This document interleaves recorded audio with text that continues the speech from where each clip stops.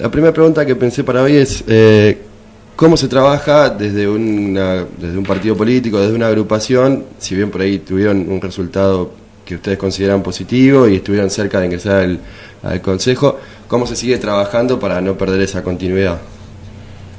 Bueno, se sigue trabajando con el mismo entusiasmo que el primer día. En realidad el único objetivo desde el inicio fue trabajar a favor del pueblo y de la gente, haciendo ver aquellas cuestiones que nosotros consideramos que venimos perdiendo, ¿sí?, desde que asumió el gobierno de Macri, y bueno, de poder resaltar aquellas políticas públicas y de inclusión que fuimos ganando durante mucho tiempo y que hoy en día por ahí vemos que de a poco se van perdiendo. Y trabajar desde el espacio es encontrar un lugar donde poder expresarnos, donde poder compartir con mucha gente estas inquietudes y más que nada llevar a la práctica aquellos reclamos o aquellas cuestiones que le aquejan al vecino, ¿sí? Ese es el objetivo más grande. Y trabajar, bueno, llevando proyectos y estando continuamente con la gente, más allá de, como vos decís, que no llegamos por ahí a tener un representante, pero eso no quita las ganas ni la presencia junto a la gente. ¿Cada cuánto se reúnen? ¿Tienen visitas de barrios, de pueblos? ¿Cómo es el trabajo? Sí, tenemos reuniones aproximadamente cada 15 días, reuniones plenarias, digamos, donde todos nuestros militantes se acercan al local partidario, y después, bueno, tenemos recorridas por ahí no tan sistematizadas como fue en la campaña, por supuesto, pero sí este contacto permanente con los vecinos, que es lo que no queremos perder, que es a lo que nos comprometimos cuando nos conformamos como agrupación política, justamente para estar al lado de la gente y ver cuáles son sus necesidades y de qué manera podemos acompañarlos. Uh-huh. ¿Cuál es la reacción del vecino con respecto a esto que venían diciendo de algunos derechos que consideran que desde que asumió Cambiemos la gente viene perdiendo? ¿Qué reacción encuentran en el vecino? ¿Cómo es la situación actual o cómo ven la situación actual del partido? Y bueno, en el Partido de Rivadavia lo que vemos es la repercusión de estas políticas de ajuste que el gobierno nacional y provincial vienen llevando a cabo, y lo vemos en cada uno de los diálogos con los vecinos, donde nos muestran las boletas de la luz, la boleta del gas, que se llevan un tercio del sueldo del vecino. Lo vemos en la cantidad de locales comerciales que han cerrado en el último tiempo, porque bueno, no pueden mantener un alquiler más los servicios y porque el consumo ha disminuido notablemente.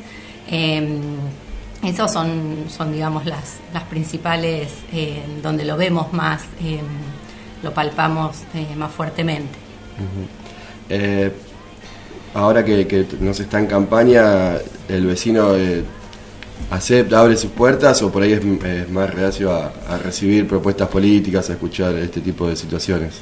No, en realidad es una de las cuestiones que más se habló durante la campaña, lo que los vecinos por ahí le piden a aquellas personas que piensan o aspiran a ser representantes políticos, más que nada es esto de continuar con una presencia. Y bueno, como espacio político nosotros sentimos la obligación, la necesidad de acercarle al vecino diferentes herramientas que por ahí son útiles para hacer saber que uno no está de acuerdo con ciertas medidas que se toman, ¿sí? Entonces, como ciudadanos también tenemos la obligación de contarle a la gente que hay diferentes herramientas para uno hacer saber que cómo es que no está de acuerdo. Ya sea, no sé, las manifestaciones como lo vimos, ¿sí?, en algún momento, espontáneas, manifestaciones convocadas por diferentes gremios o agrupaciones políticas, pero además hay otras herramientas y eso es necesario también hacérselo saber a la gente, de que uno no siempre tiene que aceptar y agachar la cabeza. Es lo peor que nos puede pasar, digamos, como ciudadanos. La idea es poder mantener esta cuestión de la necesidad de defender lo que estamos perdiendo, ¿sí? Sí, además, en relación a esto que preguntabas, no estamos en campaña y creo que más abiertamente los vecinos nos reciben, porque justamente es lo que muchos vecinos siempre nos manifestaron. Bueno, una vez que lleguen, más allá de que no llegamos, vuelvan y no solo vengan un mes antes a pedirnos el voto. Bueno, justamente en ese trabajo es en el que nos queremos afianzar, porque creemos que es una percepción, un reclamo muy válido, esto de no solo me vienen a pedir el voto un mes antes, y bueno, no, nuestro compromiso va más allá del voto, digamos.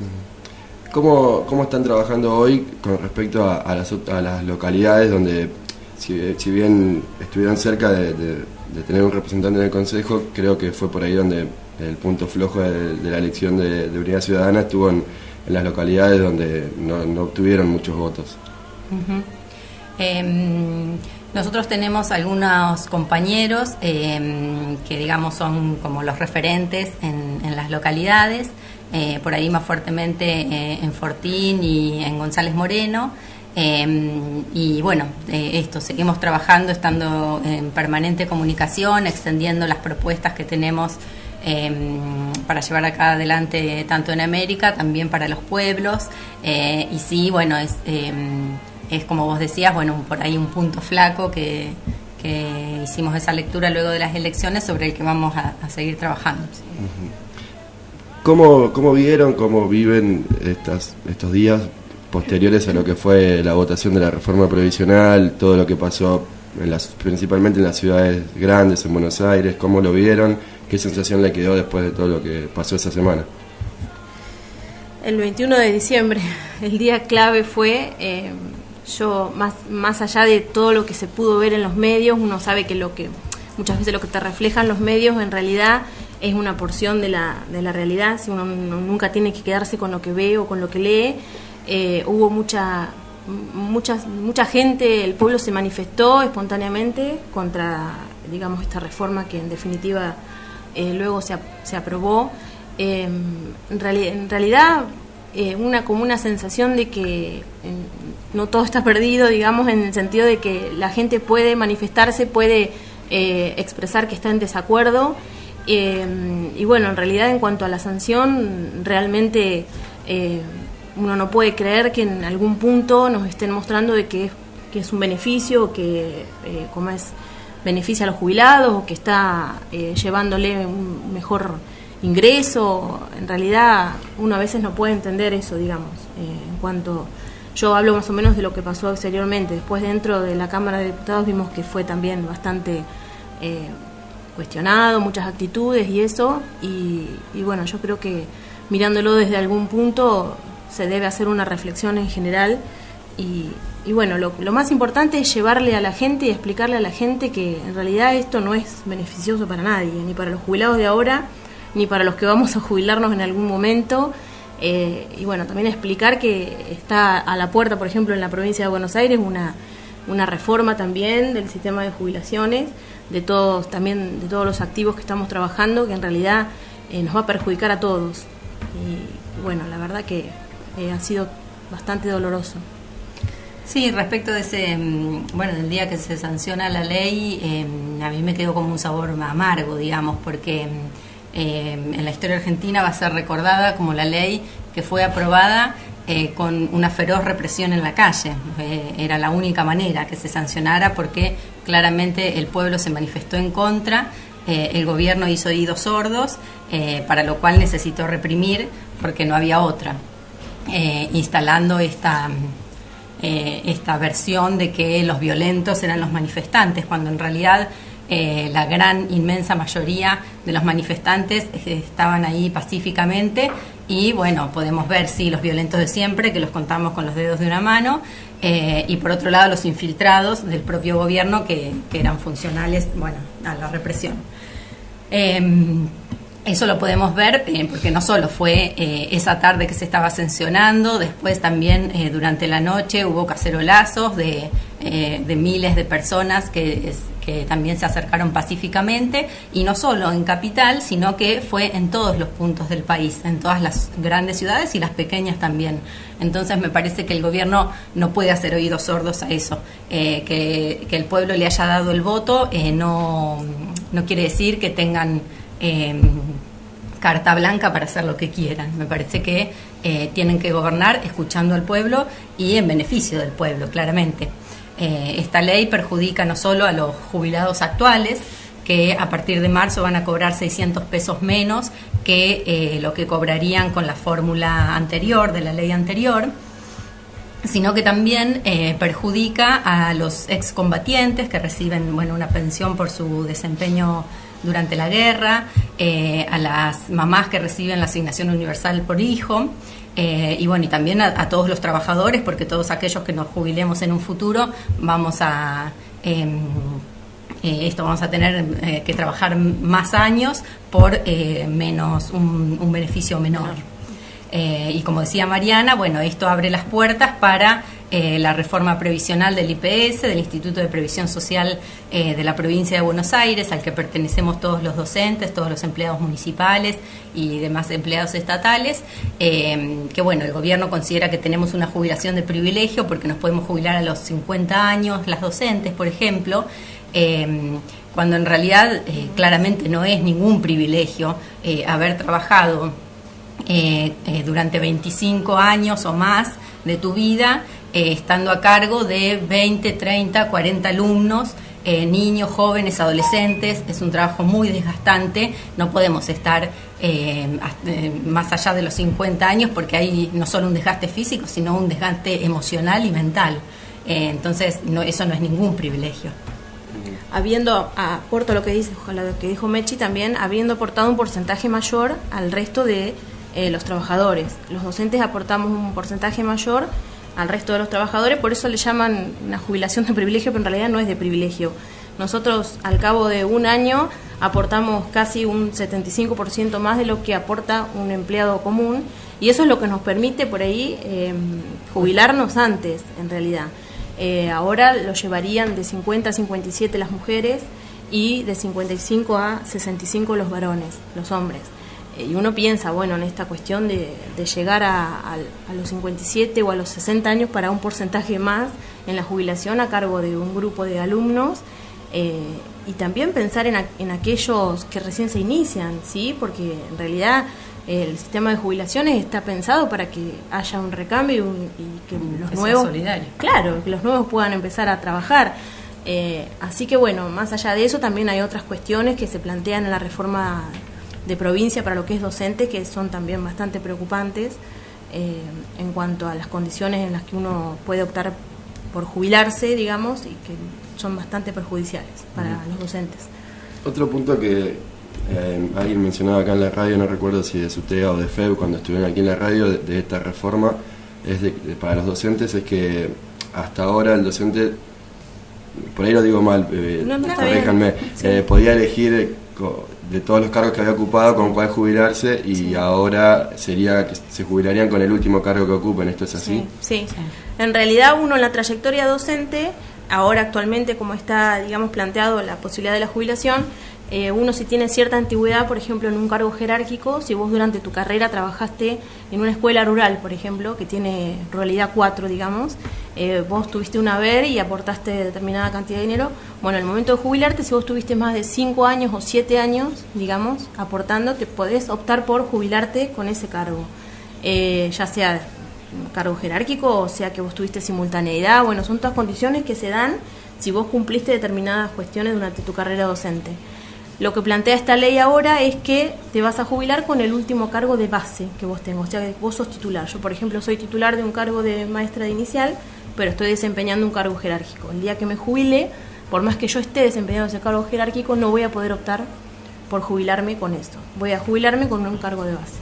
Y aquellas personas que hayan desempeñado un cargo jerárquico, pero que no, por ejemplo, no sean titulares, se van a jubilar con un cargo testigo, que se llama, que es el mínimo, ¿sí? Por más que vos hayas trabajado 25 años, te vas a jubilar con el haber mínimo que haya en la docencia. Sí, es así. Otro punto que por ahí me gustaría que lo puedan explicar es esta intención del gobierno provincial puntualmente de como eliminar o restringir el acceso a docentes que todavía no tienen título o que están rindiendo últimas materias o últimos finales, ¿Cómo es la situación, si la conocen, en Rivadavia en cuanto a cantidad de docentes que están en esa condición o cómo afectaría eso al sistema educativo? Bueno, en realidad cuando se aprueba la ley de continuidad, ¿sí? En el 2001 fue que se aprobó la ley de continuidad que permite que los docentes que no sean titulares continúen en los cargos provisionales o suplentes son, ¿sí? En realidad en algún momento todo el mundo cesaba, digamos, el 28 de febrero y después volvías a tomar y a lo mejor te tocaba en otra escuela, ¿sí? Había un cese, un corte y después vos volvías a tomar. Esto no era claramente beneficioso para ninguna institución, digamos, ni te daba continuidad de trabajo en un lugar. Entonces, desde que se aprueba esta ley, te da la posibilidad de continuar en este cargo, ¿sí? Pero hay un punto en esa ley que está desde ese momento que dice que aquellas personas que al momento de acceder al cargo no contaran con el título habilitante, cesarán al momento de terminar las tareas pedagógicas, ¿sí? ¿Qué pasa con este artículo? No estaba ni reglamentado, ni había, digamos, ningún decreto, ni nada que, por ejemplo, excluyera de ese cese a las personas que por ahí, al momento de acceder al cargo, no tenían el título, pero en el transcurso de haber estado trabajando se recibieran. Entonces, sí o sí había que elaborar algo que le permitiera a aquella persona que tiene el título seguir trabajando. Cesan aquellas personas que, por ejemplo, empezaron a trabajar, estaban estudiando, pero no continuaron la carrera. Se ha hecho, creo que, un trabajo en red con el Instituto Superior y con los inspectores para poder detectar a estas personas que por ahí estaban trabajando y que no continúan con su carrera docente, ¿sí? Estas modificaciones de quiénes son los que van a ser afectados o no, la provincia lo emitió este comunicado después de que el gremio hizo una presentación y que hubo varias quejas o varias cuestiones que por ahí había, porque si no era que salía todo el mundo, digamos, quedaban cesantes muchas personas. Por ejemplo, yo pongo mi caso, en escuela especial, por ejemplo, yo no tengo el título habilitante, tengo mi título de maestra inicial y además tengo un título particular por haber estudiado dibujo y pintura o música que hemos hecho en la parte privada. Y bueno, eso presentando un proyecto me daba la posibilidad a mí me da la posibilidad de trabajar. Hace 10 años que estoy porque no hay nadie que por ahí tenga el título y que acceda a ese cargo. Pero no quiere decir que yo estoy sentada ahí y que no me mueven. Todos los años ese cargo sale a que alguien lo tome, pero no hay gente, ¿sí? Por eso es que se da la continuidad también. En realidad los números de cuánta gente por ahí ha sido desafectada no la tenemos, pero bueno, las condiciones de la gente que por ahí ha sido cesada es esta, aquella que estaba por ahí trabajando y que no continuó con su carrera docente. Sí se consideró a aquellas personas que continúan estudiando y que están en una regularidad con la carrera. O sea que esta reforma, perjudica más a localidades chicas donde por ahí no hay tanta cantidad de personal o tanta cantidad de docentes. Claro, también hay que tener en cuenta que durante el año los docentes que por ahí están estudiando y que tienen un porcentaje de materias aprobadas son quienes cubren por ahí suplencias que los docentes titulares a lo mejor no pueden o no acceden a cubrirlas, y esa es la realidad. O sea que los docentes, los chicos que están estudiando, que van a acceder a un título el día de mañana y que tienen un porcentaje de materias, se pueden inscribir en un listado de emergencia y así se cubren suplencias, porque si no quedarían los grados sin cubrir y los chicos sin atender. Esa es la realidad. ¿Sí? Lo que se plantea es que para poder tener una continuidad, una suplencia, supongamos que es de varios años o que tiene continuidad, que la persona esté estudiando, ¿sí? Si la persona no continúa con la carrera y no tiene una regularidad, bueno, ahí sí cesan el cargo. Continuando con la educación, está pautado ya el inicio de clases para el 5 de marzo en la provincia de Buenos Aires. ¿Cómo ven esta situación y sobre todo lo que probablemente sea la negociación salarial antes del comienzo de clases? ¿Cómo está esa situación y si confían en que las clases puedan empezar en fecha? Bueno, no sé cómo se van a dar las negociaciones. Esperemos que se respete la paritaria y podamos llegar a algún acuerdo. En realidad, lo que estamos viendo, digamos, es que el gobierno provincial no va a ofrecer más de un 15% de aumento, y bueno, claramente los gremios docentes están en desacuerdo, estamos en desacuerdo y pretendemos que la paritaria sea por sobre ese porcentaje, ya que la inflación, los aumentos de todos los servicios superan un 15%.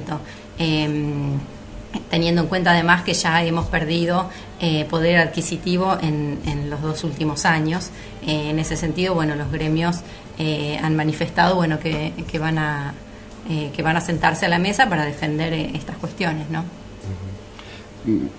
Volviendo ahora sí a la que tiene que ver con la reforma previsional, este desacuerdo que ustedes plantean, cuéntenos un poco cómo es la iniciativa que están desarrollando, esto de que están juntando firmas, cómo funciona y dónde se puede ir a firmar.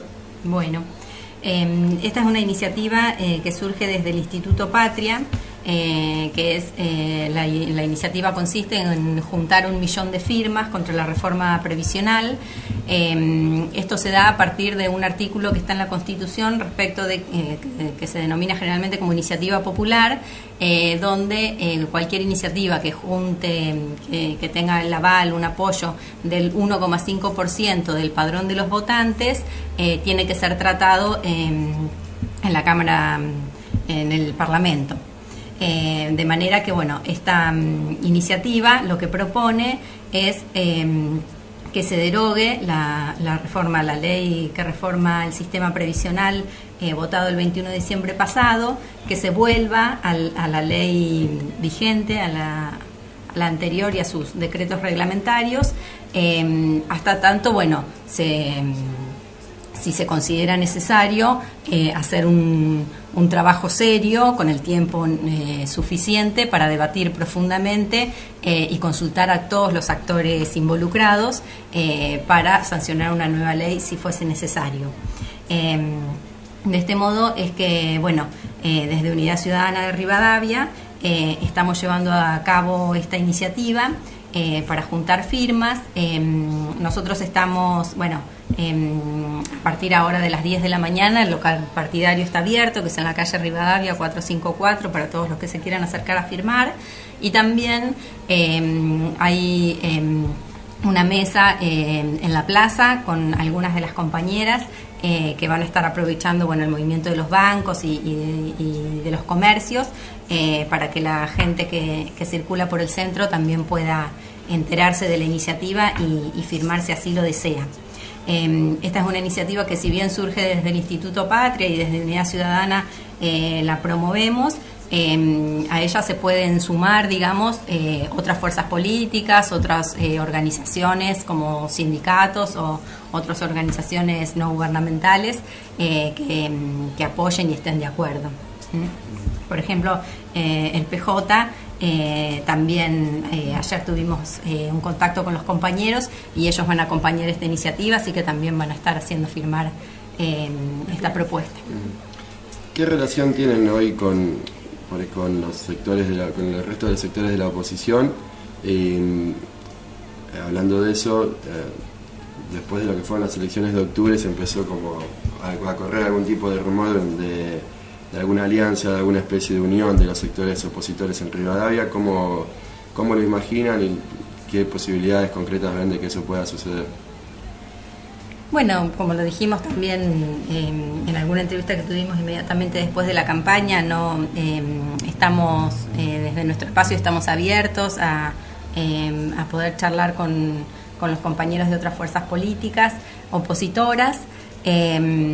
Sin embargo, también consideramos que hoy es muy apresurado, digamos, para definir alianzas o cuestiones así más puntuales. Sí, por supuesto, el diálogo está abierto, tenemos buena relación con los compañeros de las otras fuerzas políticas opositoras.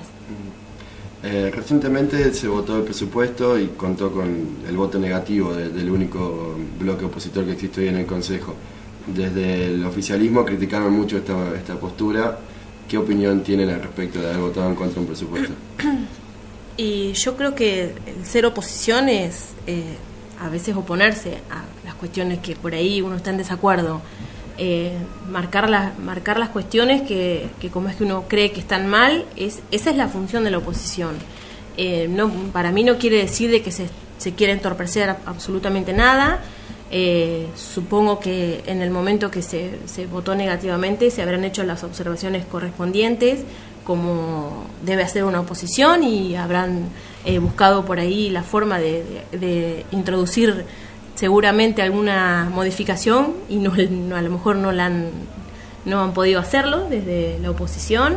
Y yo creo que, bueno, en realidad la oposición es eso, es buscar la forma de decir y de resaltar que no se está de acuerdo con algunos puntos. Por ejemplo, uno de los que había leído es, por ejemplo, el dinero que se destina a la construcción de viviendas en este presupuesto, que tanto se habló durante la campaña y tanto nosotros hemos por ahí expresado que la gente manifiesta tanta necesidad.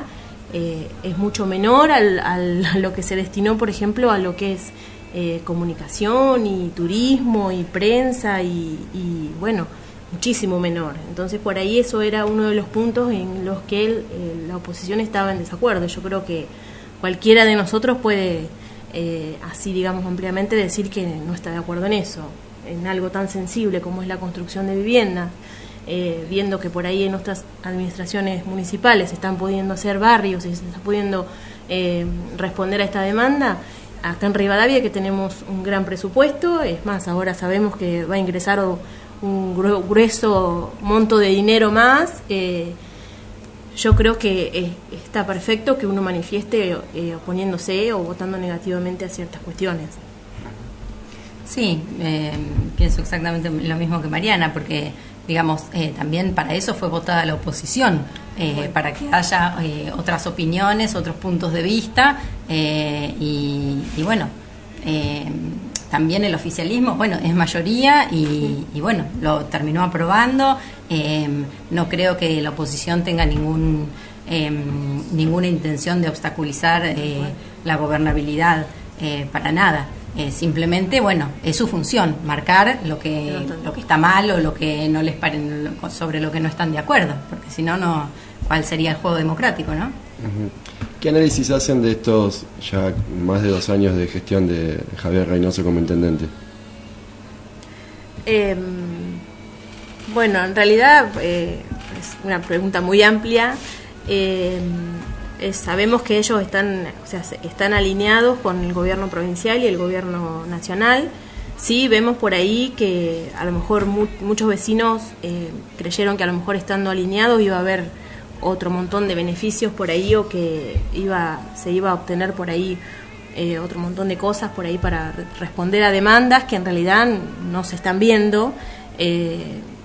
Durante la gestión de cómo es de Néstor y Cristina, hubo muchas obras que se concretaron en el partido de Rivadavia, a pesar de que el gobierno municipal claro, tal cual.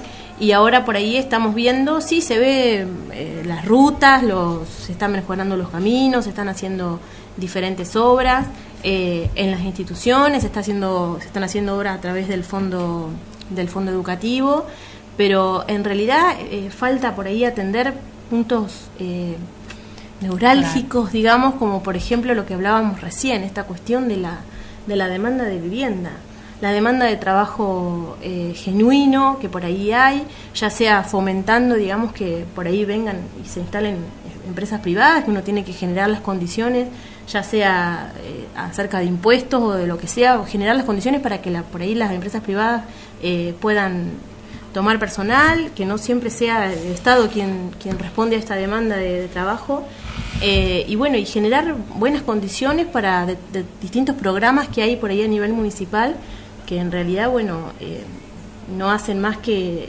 precarizar más la labor o el trabajo de cada uno, ¿sí? Así a grandes rasgos. Sí, en ese mismo sentido también podemos ver, bueno, la decisión del gobierno municipal en la paritaria con los empleados municipales, respecto del aumento que dio, que claramente va en consonancia con las políticas de ajuste del gobierno nacional y provincial. Uno de los puntos que se discutió bastante sobre el presupuesto fue ese, justamente la paritaria salarial con las municipales, que tiene un piso de 15% o comienza con un 15% de aumento, con alguna posibilidad de renegociación en caso de que la inflación supere a este porcentaje. ¿Cómo ven esta postura de que es la primera vez que esto sucede? ¿Están de acuerdo? ¿Qué les parece? En realidad comenzarían con un 15%, después esta famosa cláusula gatillo que se le dice, quien la activa siempre es el Estado, digamos, siempre es la parte empleadora, de acuerdo a los datos que tengan acerca de la inflación, y ya sabemos que en el presupuesto se estima una inflación del 17%, o sea que sería una lucha ardua, digamos, si la inflación superara ese 17%, como muchos por ahí encuestadores y están dando datos de que por ahí va a superar ese 17%. Yo creo que sería una ardua lucha desde los gremios, desde los sindicatos, por ahí, para lograr equiparar, digamos, los salarios a lo que es la inflación. Y siempre recae la lucha sobre los trabajadores. Siempre los trabajadores son los que tienen que, en definitiva, tomar las herramientas para poder defender esto que se está perdiendo, ¿sí? Creo que arranca en marzo con el 15% y después, bueno, nos pasa lo mismo que a nosotros en provincia. Quien activa la cláusula es siempre el empleador. O sea que a nosotros, por ejemplo, nos superó ahora un 3,6%. Supuestamente se tendría que activar ahora con el sueldo de enero. Vamos a ver qué es lo que pasa, ¿sí? Porque tal vez los datos de ellos no son los mismos datos que tenemos nosotros. Hace algunos días estuvieron reunidos con el diputado Abelino Zurro. ¿Cuáles fueron los principales motivos? ¿Por dónde pasó esa reunión? ¿Y por dónde va a pasar este 2018 para Unidad Ciudadana aquí en Rivadavia? Bueno, el encuentro con el diputado Abelino Zurro en Pehuajó, en realidad la idea fue juntarnos personalmente después de las elecciones, más allá de que habíamos tenido un permanente contacto telefónico, para hacer un análisis de la situación política luego de las elecciones, luego del fin de año, que también es un momento álgido, ha sido un momento álgido políticamente, y analizar un poco la cuestión política en la cuarta sección electoral, contarle cómo venimos trabajando y delinear algunas valga la redundancia, algunas líneas de acción para este 2018, cuáles son los programas con los que desde la Cámara de Diputados o desde Unidad Ciudadana contamos como para poder traerlos al distrito, digamos. Por eso, una de las cuestiones que ya veníamos elaborando, pero a partir de esta reunión decidimos salir inmediatamente, es con esta propuesta de juntar 1 millón de firmas contra la reforma previsional. Bueno, de mi parte les agradezco mucho la presencia en el estudio y les hago una más. ¿Cómo ven, qué opinión tienen de esta situación de tantos miembros del kirchnerismo que hoy están detenidos, de todas las causas que tiene Cristina, y cómo ven esta situación? Nosotros, como dijimos desde el primer día que participamos, no defendemos los hechos de corrupción ni estamos defendiendo a aquellos que hayan cometido delitos. Desde un principio dijimos que quien tiene que actuar es la justicia, y es lo que está haciendo, digamos, pero también se ven diferentes por ahí acciones que a lo mejor van quitando ciertos derechos. No sé, yo recuerdo, por ejemplo, haber leído ahora últimamente que Amadou Boudou está por quedar libre, porque en realidad la causa por la que lo que está detenido se cayó, no tiene pruebas, no hay, digamos, no es que estoy diciendo que él no haya cometido otros delitos, ¿sí? Por la causa que está detenido, ahora en este momento es como que se cayó y no hay pruebas y va a quedar libre, ¿sí? Lo que sí estamos de acuerdo con que la justicia actúe como corresponde, encontrando las pruebas, procesando a las personas que corresponde, y cuando tengan esa condena, como cualquier ciudadano, cumplan y rindan cuentas a la sociedad y a la justicia de lo que tengan que rendir cuentas. En realidad esa es mi visión, mi postura y la postura de los compañeros. La postura de todos los compañeros es esta. Por supuesto que nadie va a defender un hecho de corrupción. Claramente queremos que la justicia actúe, pero que actúe con imparcialidad. porque vemos que hay algunos manejos que lo que buscan es un impacto mediático, digamos, en la opinión pública, como decía la compañera, bueno, estas detenciones, ninguno de los detenidos tiene condena firme, digamos. Entonces, bueno, en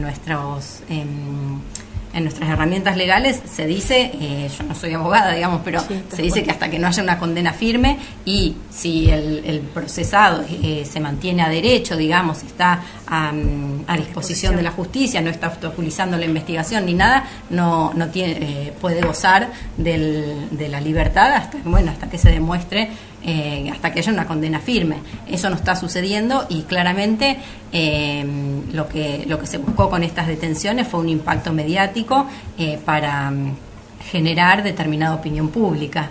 Entonces, bueno, cuando haya una condena firme, cuando a cualquiera de los funcionarios del gobierno anterior se le pruebe que cometió un hecho de corrupción, por supuesto que tiene que ir preso, que tiene que pagar, que tiene que ajustarse a sea derecho. Quien sea, ¿sí? Eso es así. Por otro lado, vemos, por ejemplo, estos beneficios de las prisiones domiciliarias, los genocidios, por ejemplo. Uh-huh. O sea, estamos en una cuestión que le dan una prisión domiciliaria a Checolás, por ejemplo, que es un genocida y por eso, ¿viste? O sea, hay cosas que están medio desencajadas, digamos. Bien, si quieren, recuérdenles una vez más al vecino dónde pueden firmar y para qué es que están juntando este 1.000.000 de firmas. Bueno, estamos juntando 1.000.000 de firmas contra la reforma previsional para derogar la ley que se sancionó en este último diciembre y volver a la ley previsional anterior. Porque creemos que esta reforma previsional perjudica a los actuales jubilados y a todos los trabajadores, porque a los futuros jubilados también nos va a perjudicar. De manera que todos aquellos que se quieran acercar a firmar, vamos a estar por las mañanas en el local partidario. Hoy a la mañana vamos a estar en la Plaza Colón y después, bueno, durante la semana, el sábado. Este sábado por la tarde vamos a estar en el barrio Perón y después el resto de los días de la semana vamos a ir recorriendo otros barrios y también vamos a tener presencia en las localidades del partido. Eso ya lo vamos a ir, digamos, la cuestión operativa todavía no está del todo resuelta, así que lo vamos a ir publicando en nuestra página de Facebook para que todos los vecinos se enteren. La idea es ir recorriendo los barrios y contarle a la gente de qué se trata para, bueno, tener una charla cara a cara con los vecinos.